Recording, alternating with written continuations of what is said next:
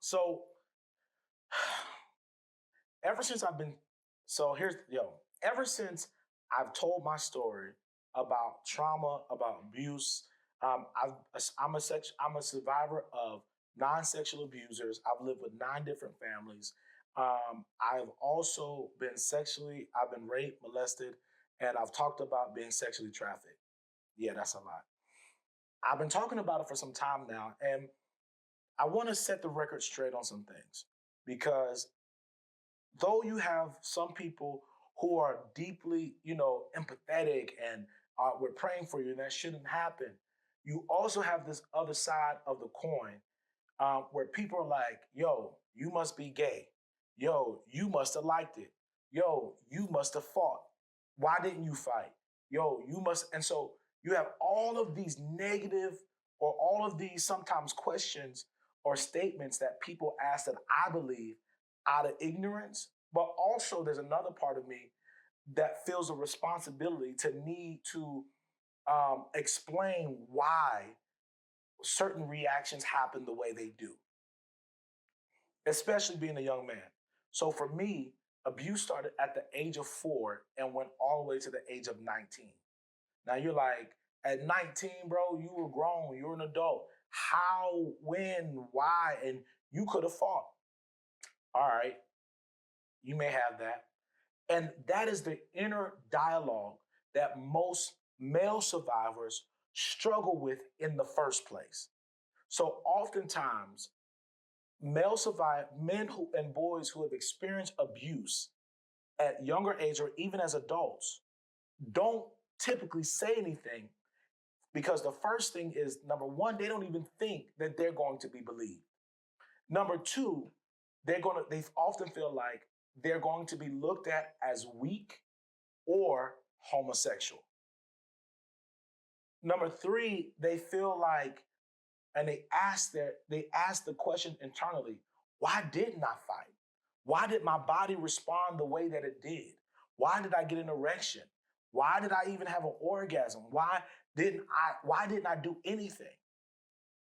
And these questions plague men and male and female survivors of abuse.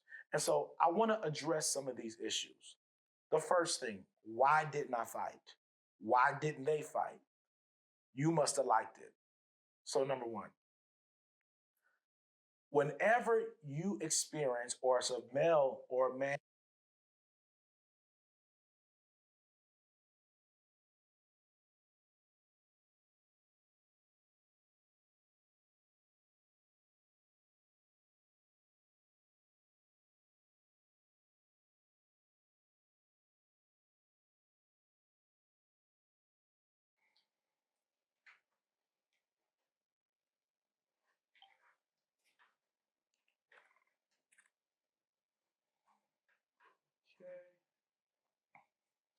did I catch any of the other stuff that we had? What? Oh, everything else, yeah. The Okay. moment I told you to stop is Okay. the moment I That's stopped. all right, cool. So you I didn't got you. miss anything. All right, bet. That you did say. All right. 3. So, let's set the record straight. I want to address some challenges or some, I think, misconceptions about why survivors do some of the things that they do. One of the questions that I hear all the time is number one, why didn't you say anything? Why did you wait so long? Right? If it happened then, why didn't you say anything then? So let's dive into it. First things first. Oftentimes, when boys and men experience some form of sexual abuse, trauma, right, it is typically at the hands of a family member or trusted individual in the community or in the family framework. So, this person may be a dad, a brother, it may be a cousin, an uncle, mom's best friend, auntie's friend, it may be a pastor, it may be a coach, it may be whoever, somebody who's trusted. Oftentimes, they have been groomed. I want you to say that word, groomed. They have been groomed into believing that this person is safe to be around. Another thing about grooming, when grooming happens, the kid is not just groomed, but the parent and the family is also groomed. So there is no reason to believe that this individual is not safe to be around, a babysitter or whatever. Like, so this person is given access, open access to this individual, to this child, or to this man, to this boy, and they use that to their advantage. They either bring them into a place and they allow them to do something that maybe a parent would not normally allow them to do. That could be something as simple as if mom doesn't allow him to have candy after a certain time, then the abuser or the groomer will say to the kid, "Hey, I'll give you a piece of candy, but don't tell mom, don't tell dad."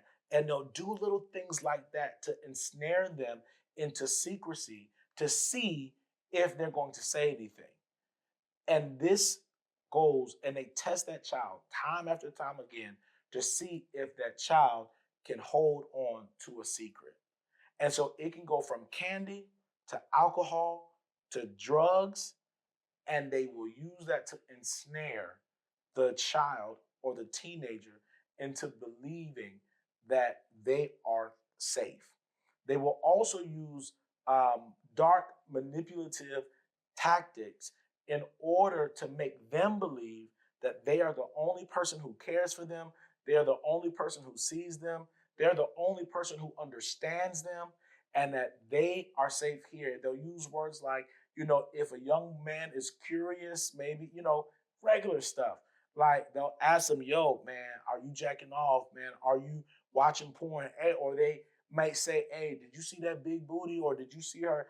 And they create these explicit environments where the child or the boy feels as if that he has to meet them on that same level of energy. And if he's not either a male, or they'll be like, "Hey, what's wrong with you? Yo, you gay, you this, whatever, woo woo."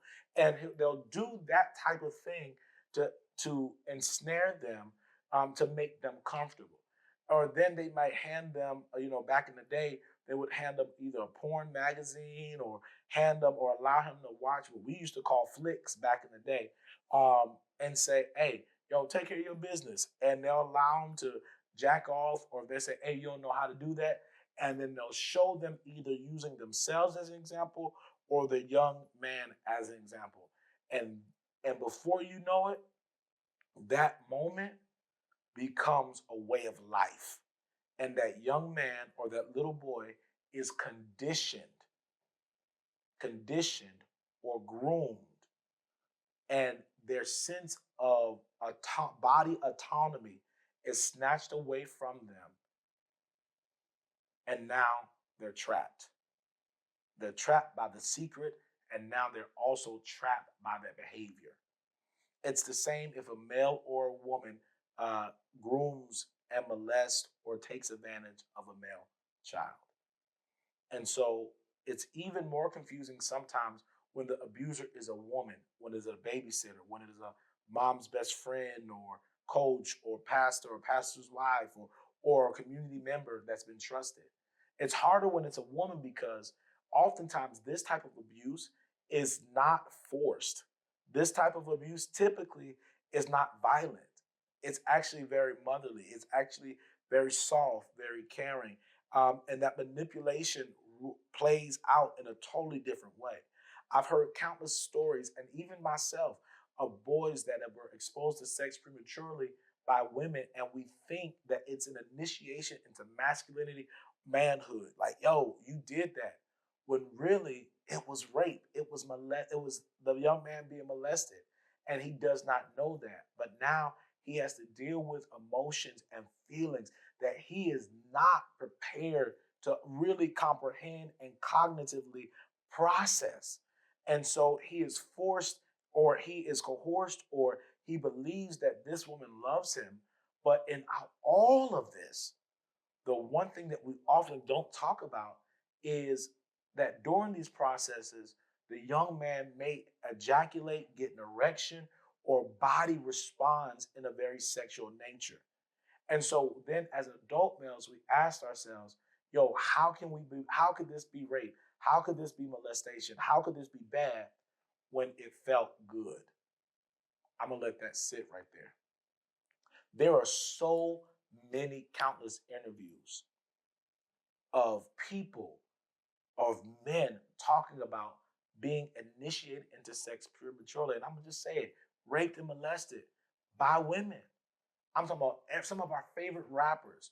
If we look at Tory Lanez, we look at Yeezy, we look at 50 Cent, we look at R. Kelly, Diddy, preachers galore who were introduced to sex prematurely or raped and molested and never said anything.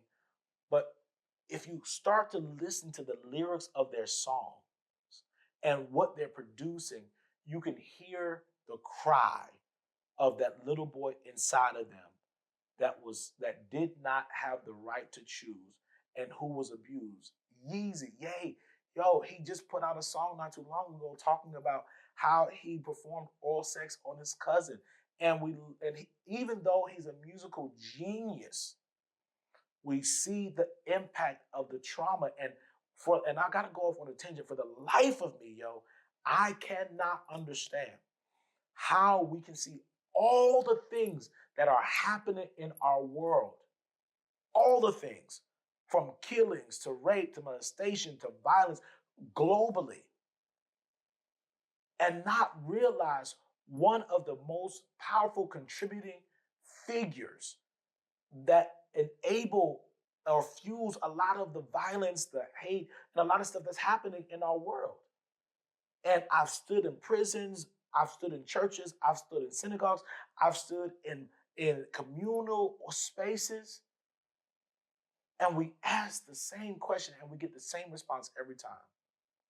That 80 to 85% of boys and men in urban contexts, and I'm not talking about black and brown, I'm talking about socioeconomic, boys and men have experienced some form of sexual abuse, sexual trauma. And the majority of them never say a word. But yo, we feel it. We feel it. Don't you feel it? You see it in every industry, in every sphere of influence within our world. This is not just an American issue. This is not just a Africa issue. It's Africa. It's China. It's Latin America. It's everywhere. Whenever you see extreme poverty, extreme violence, or extreme injustice, I guarantee you that you're going to see high rates of male and female sexual abuse and sexual trauma. Here's another thing, um, that when you see this stuff even happen in places like India, where young girls are essentially sold into marriages at young age, and the parents or the family gets dowries.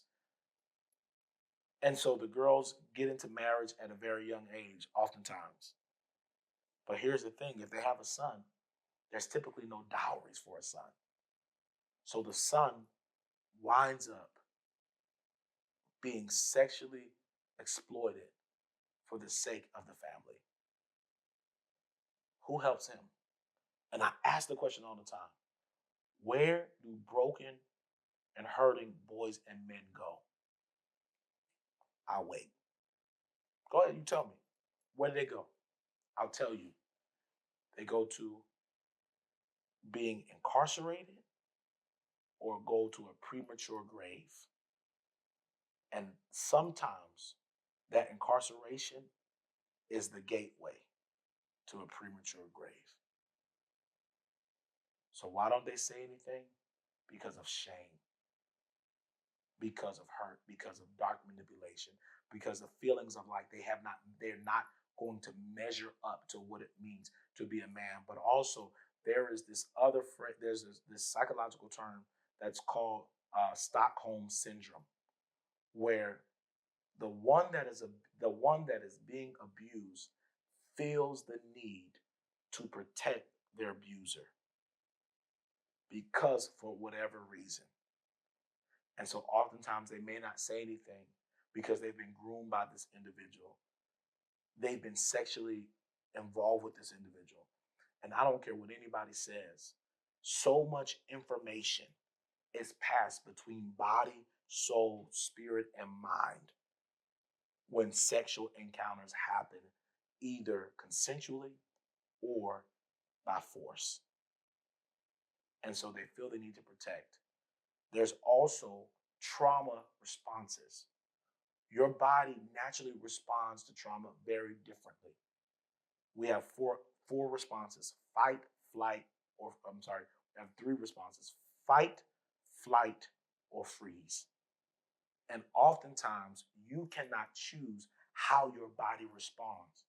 So if a boy or a young man is experiencing a sexual traumatic experience, his body literally may freeze up.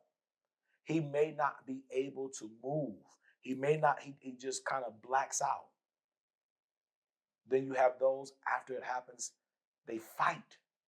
They're fighting everybody because nobody was there to fight for them. They're angry all the time.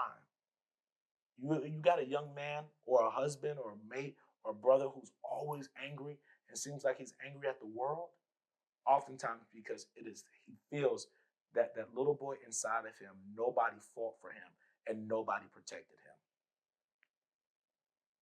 And so he'll burn the world down because nobody protected him. And he is longing to feel safe, seen, and heard. Fight, flight, fight, flight, or freeze. The other one is that some people just run. They run away. They run away physically, they run away emotionally, they run away spiritually, they run away from themselves, they run away from people. They cannot be still and stable because peace feels like hell.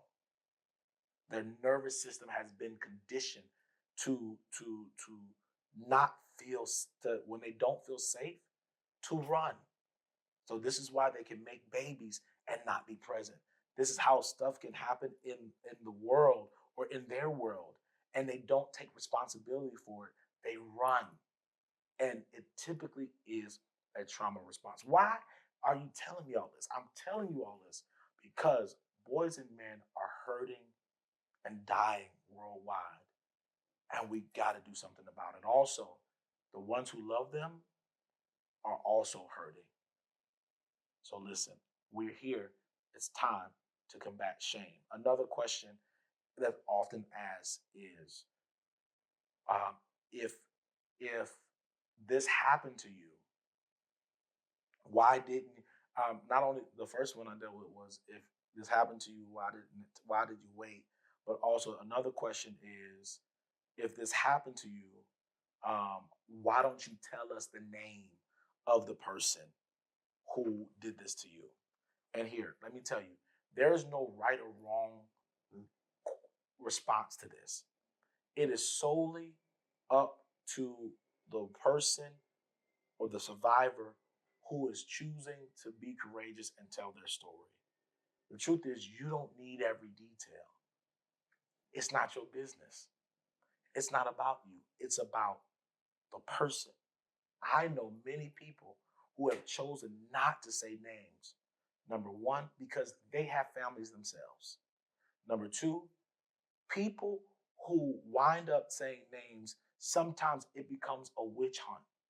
And so the focus shifts from being about the abuse and the person that has been abused to trying to hang or try to decapitate the person who did the abusing. And I hear people say all the time, well, they could be hurting somebody else. They could be, and that could be right. But just because that abuse, the one that has been abused, does not